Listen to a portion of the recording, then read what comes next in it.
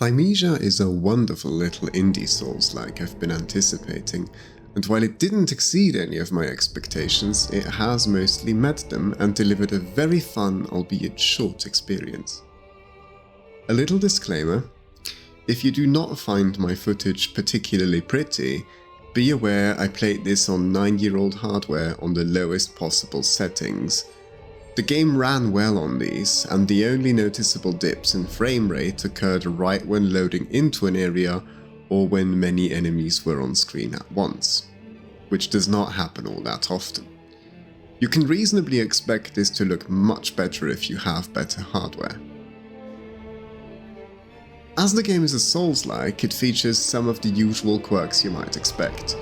Levels are intricate, have checkpoints that respawn enemies, and perform other functions. Combat is both methodical and requires a degree of reflexes. And there are also doors that, in fact, do not open from this side. Thymesia is level-based, and you venture into different biomes from a hub area. Each biome comes with its own distinct environment and enemy designs and sports several levels. The optional levels unlock as you progress through the mandatory ones and include more bosses and important items if you want to unlock all of the game's endings. A big plus compared to other Souls-likes is that even the bosses can be fought again when you replay a level. The optional levels in each biome are mostly rearranged versions of the mandatory level. This recycling of environments might not be for everyone, but it gets the job done. Considering, however, how this potentially means fewer assets need to be created per level, I do wish we had gotten more biomes to explore, especially since the levels themselves are satisfying to traverse, with a good deal of verticality and satisfying shortcuts. You get to play through 13 levels total, which took me around 11 hours. Less time than I had hoped for, but it was quality time. While the game is close to Bloodborne in its aesthetic, the closest gameplay comparison I have played is Sekiro. Much like in Sekiro, your main weapon is a one-handed sword, and you rely on parries and, to a lesser degree, dodges for your defense. Unlike in Sekiro, however, there is no posture bar. Instead, the game uses a mechanic of layered health bars. As an enemy's white health bar is depleted, another green health bar appears underneath it. You will want to use claw attacks, another part of your arsenal, to work away at the green health bar, because any remaining portion of this green bar will regenerate after some time. This encourages aggressive gameplay and contributes to the game's fast pace. Thymesia provides you with additional attack options through its plague weapons. Charging up your claw attacks and hitting an enemy will create a plague copy of their weapon, which you can then wield against them. It is highly satisfying to steal an enemy's greatsword and swing it back at them. This system is how Thymesia makes sure it gives you more than just your basic sword. You will eventually be able to carry 2 plague weapons permanently, and there is a host of options to choose from.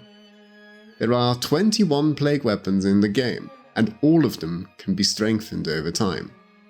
These weapons supplement your playstyle in a significant way and are a great addition to a game like this. The final tool in your combat arsenal are feathers, which are throwables you can use to interrupt an enemy's unblockable attacks.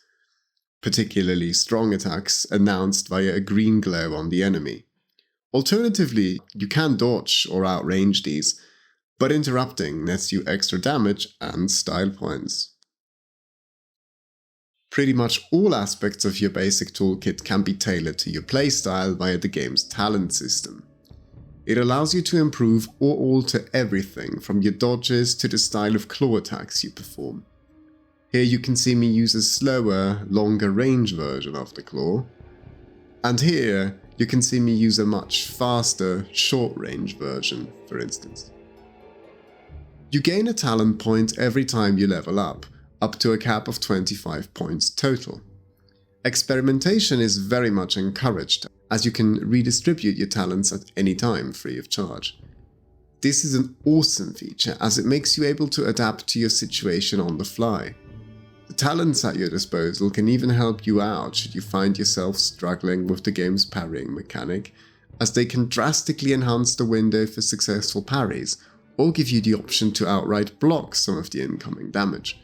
Try it if you struggle, it's a world of a difference. A rather unique, but sadly underutilized aspect of Thymesia is its potion system. You can craft different healing potions for yourself, which you can augment with additional ingredients to not only restore health, but also boost attack power, for instance. Furthermore, you can choose between the regular healing potion, a potion that refills more HP but takes longer to heal you, and a quick potion that heals fewer overall health points, but does so more quickly than the other two. Personally, I found little reason to engage with this system and got by just fine using the basic potions. Which is why I find this a neat design idea that sadly isn't as impactful as it could be in a game themed around alchemy. Employing all these tools at your disposal is highly satisfying, as combat is responsive, visceral, and polished. OverBorder Studio seem to understand that a Souls-like lives and dies with the feel of its combat, and Thymesia nails this. Combat is especially tense against the relatively frequent elite enemies you will encounter, and, of course, the game's bosses. Despite the game's relatively short length, the bosses are quite memorable and fit their environments perfectly. Build up to them is often handled well by the bits of lore you can pick up on the way, and all the bosses are fun to fight. Like much of Thymesia, the bosses that are there are very enjoyable. The game could just do with more quantity. I want to give a special shout out to this game's soundtrack, which has some wonderfully atmospheric and tense pieces, including its title theme. The music really managed to convey the atmosphere of tension and dread in the game world. Bravo! Piecing Thymesia's story together from items you find is satisfying and fits the theme of memory loss. And if you find yourself drawn to figuring out as much as possible, you will almost inevitably end up with quite a few choices for the game's ending. The decision you make here is vital to the story's conclusion, and so it was quite frankly baffling to see that the key items used for this decision did not come with a description that could refresh your memory on their relevant properties, leading to a frankly somewhat irritating process of trial and error. Other than that, the way the ending was handled was thematically fitting and fun to experience, though the story does not tread any new ground.